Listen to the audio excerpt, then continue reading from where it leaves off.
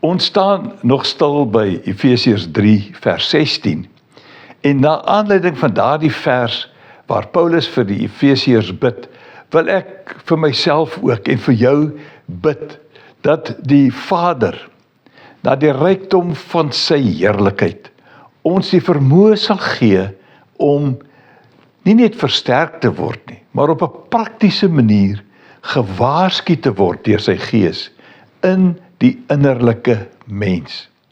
Nou, in 'n sekere mate is hierdie waarskuwing bietjie die teenoorgestelde van lyding.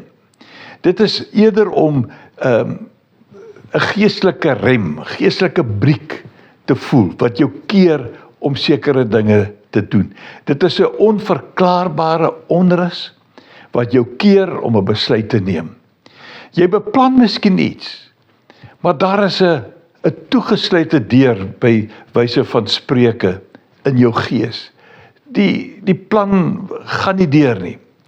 En dit word dikwels beleef as 'n gebrek aan vrede of 'n huiwering wat jou stop voordat jy iets sê of doen.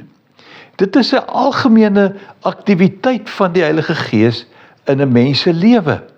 Ek dink ons gee ook hieraan nie genoeg aandag nie.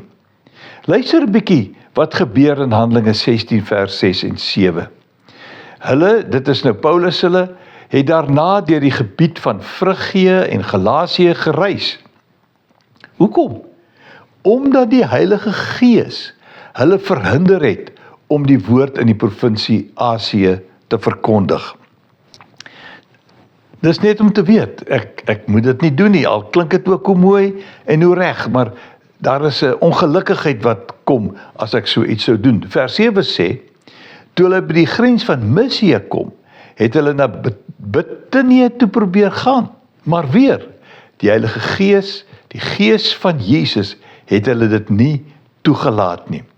Nou, dit is so 'n wonderlike, ek wil amper sê 'n fantastiese faset van die Heilige Gees, om 'n mens te keer om sekere dinge te doen.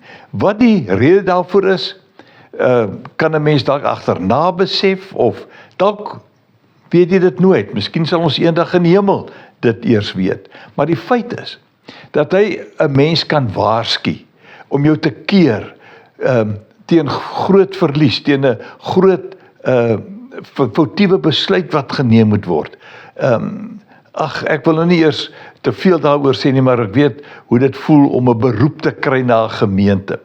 En dan te wonder, moet ek gaan, moet ek nie gaan nie, en dan net in jou innerlike mens te weet, dit is nie wat jy moet doen nie.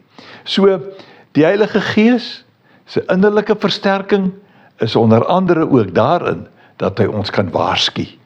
Kom ons luister maar, wanneer hy ons waarsku.